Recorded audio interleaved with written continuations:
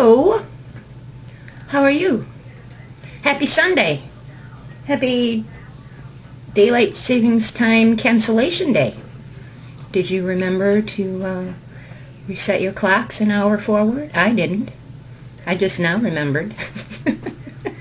So it's, instead of 11 o'clock, it's really noon, afternoon. We're going to make some little springy earrings. They're very cute. See? Days are getting longer. What a welcome relief. The snow is melting. I'm just ecstatic about that. It's muddy, but I'll take it. I'll take the rain. I'll take it. The melt any day. So to start these, they're about intermediate. They're not hard. They're really pretty easy.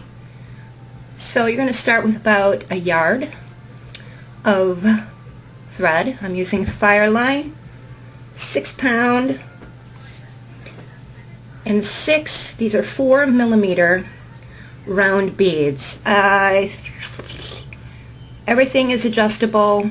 You just have to experiment with your counts and all that jazz. But this is what I used to make this earring, was 6 4mm round Czech beads, real pretty pink, and 2 colors of Delicas. I've got a dark pink, like a dark rose color, and a mint green, because it was a nice contrast and they were very complementary. You want to pick up one of your 4mm and put a dark pink in between each one of the 4mm, like this.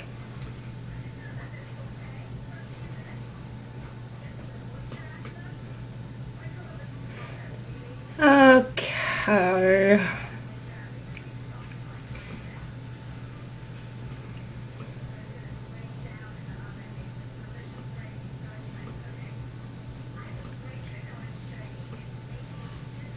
I'm ending with a dark pink Delica because I want one in between. You see the bead at the end. Then you're going to put your thread through all of your beads again to make a loop. I'm really, again, struggling to get this camera angle in a decent format. Put your thread through all of your beads from the opposite end to form a loop.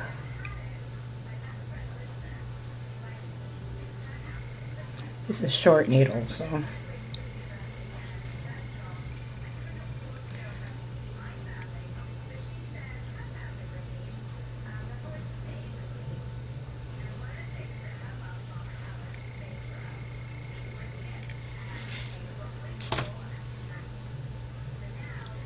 get your loop together like this, see? Get everything tightened up. Make a little knot, and I'll be back. Okay, tied a little ring, got a little knot there. I'm going to put my needle through the next bead, so the next 4mm, so it's just coming out of the 4mm like this.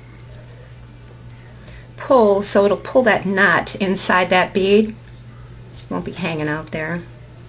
And as you work, the little tail will work itself in,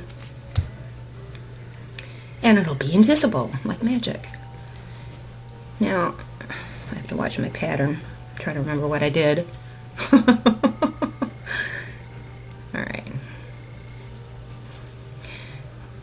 we're going to add 2 contrasting colors, like you're starting herringbone, but we're really not. It's kind of like it. Pick up 2 contrasting colors, put it through the next 4mm.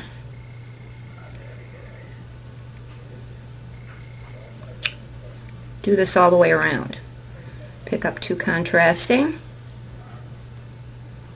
put it through the next 4mm, so that you can start getting a pattern like this. Do this all the way around.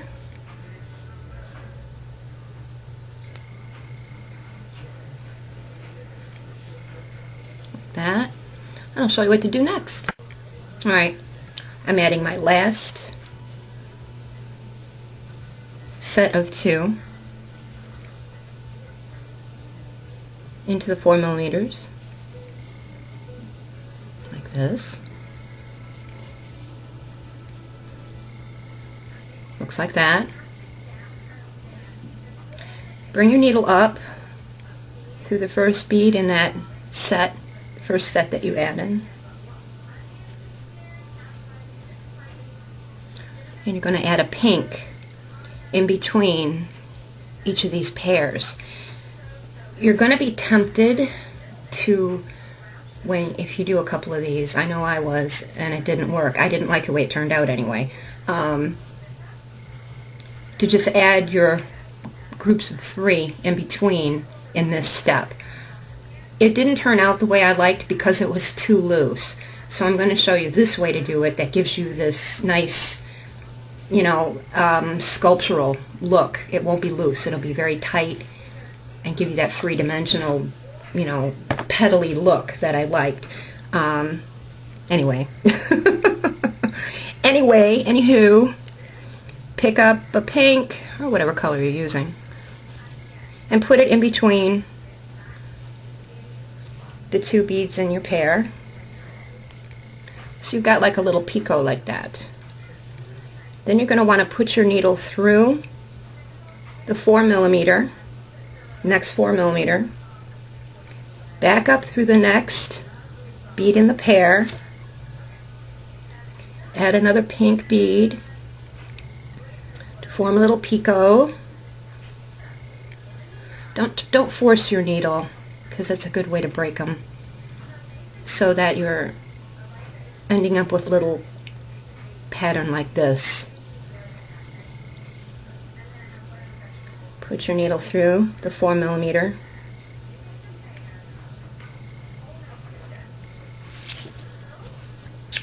Don't get your thread caught.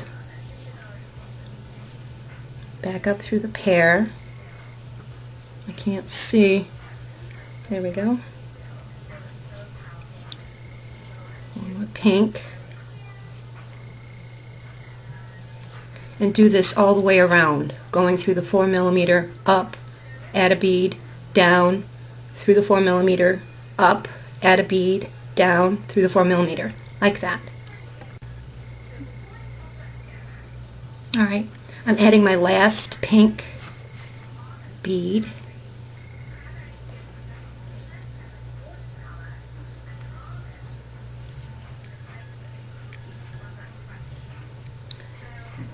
Down. Now, ow, stab myself. This is what you have, what you end up with. Now to make these petals is really easy.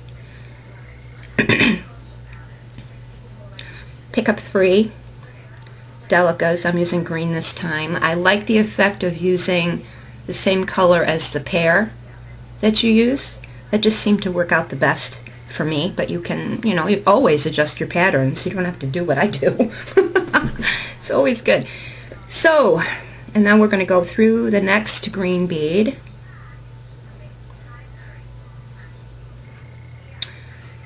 Like, come on. Come on.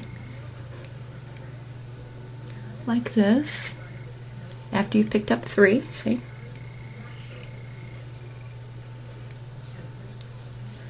Like that. You're going to go through that pink, back down through the green, add 3 more,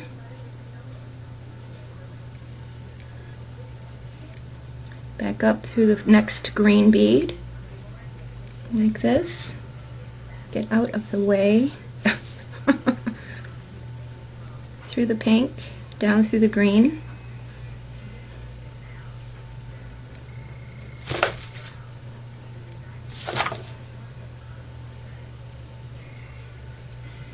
Three more.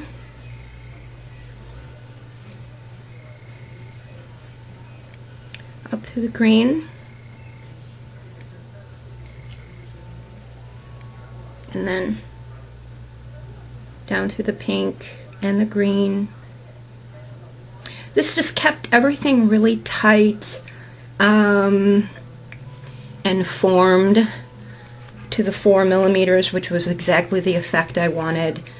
I didn't want it to look like, you know, a bridge across. I really wanted a nice arch across the 4 millimeters, and that's exactly how that worked. So finish up adding 3 beads over top of your 4 millimeters, and I'll be back. Alright, I'm adding my last 3 little beads to form this last petal.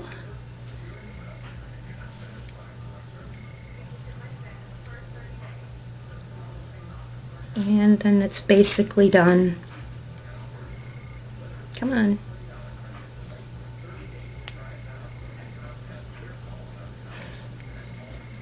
There you go.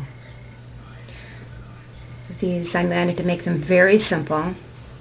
All I did was add a jump ring through one of the middle beads of my groups of 3. Added an earring finding, and I'm done. However, everything, like I said, is adjustable. You could add a dangle to the bottom, which would be outrageously cute. I just wanted to do a toot on the weave itself, how I accomplished this. How you decorate it further is totally up to you. I really like them. I think they're cute. I'm gonna give a pair to my daughters, and of course keep one for myself. And I bought a whole bunch of colors of these 4 millimeters. They're Czech beads, Precosa, it says on here. I don't know how it's pronounced. They're Czechoslovakian. Nice coating. They're a nice quality bead. But I imagine you could probably use E-beads, 6 millimeter beads, rounds. You may even be able to use something even larger and just adjust all of your, you know, counts here. You know, especially these 3 that you added, you may need to add 4 or 5 or whatever to get that arch across there to form the petal. So that's it. Yeah, I finally got that other clip out of my camera. I don't know what to do with it now, but it came out. I don't know. Maybe I'll post it and add a link to that video. I am really trying to understand some old techniques, American Indian techniques, Iroquois, Mohawk. It's raised beadwork. It is dying. It's dying. No doubt in my mind. This technique is dying because it isn't being shared. I saw something there's a television show in America called Antiques Roadshow. I think the UK has a version of the same concept on television. People bring in their old stuff and a bunch of experts take a look at it, tell you what it is, how much it's worth, how old it is, stuff like that. Someone brought in, I think, what was it? It was like a wall hanging or a bag or something, and it had the most gorgeous 3-dimensional beadwork on it I ever saw. I've never seen anything like it in my life. They were like clumps of flowers sewn onto this base. And so I looked up the clip on the internet. I try to do research on the terminology they use. They use the terminology of clump beading or cluster beading. Does not exist. Couldn't find anything. So I tried Indian raised beadwork, or Niagara Falls raised beadwork, because these tribes were all from the Niagara Falls area. Sure enough, tons and tons and tons and tons of the documentation about the history of this stitch. Absolutely no examples of how to do it. None. It is dying.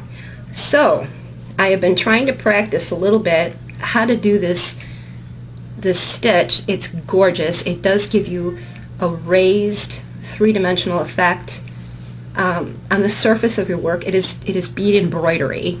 It's not weaving. It is bead embroidery, and apparently what they do is you'll have a pattern, so you have two parallel lines. You'll add enough beads that will like one or two too many beads that will fit across. So instead of having a nice flat line, you're going to have a raised line. I don't know what kind of beads they used. This was, 100 years ago or more. They probably used Czech beads, which are more saucer-shaped than they are round. Delicas did not exist in these cultures. They had no way to get them. But there was a lot of European trading between the Americas and Europe, so I'm sure they were Czech. Again, no information, nothing. It's going to die. So I'm going to see what I can do to revive this beautiful, amazing, incredible bead embroidery technique developed by the Iroquois, the Mohawk, a couple other tribes on the border of America and Canada in the Niagara Falls area. Just beautiful. If anyone knows anything about it, I am all ears. I love it. I have to learn it. I want to know about it. I want to revive it. I want to keep it alive. It shouldn't die. It's a crime. So, have a great weekend. Have a beautiful week. Have a safe, productive week. And I will see you next time, maybe to show you what I came up with the raised beadwork. And, I can show you what it looks like a little bit. If you want to research it yourself, go ahead. But that's it. So, stay happy, stay inspired, and remember, your life belongs to you.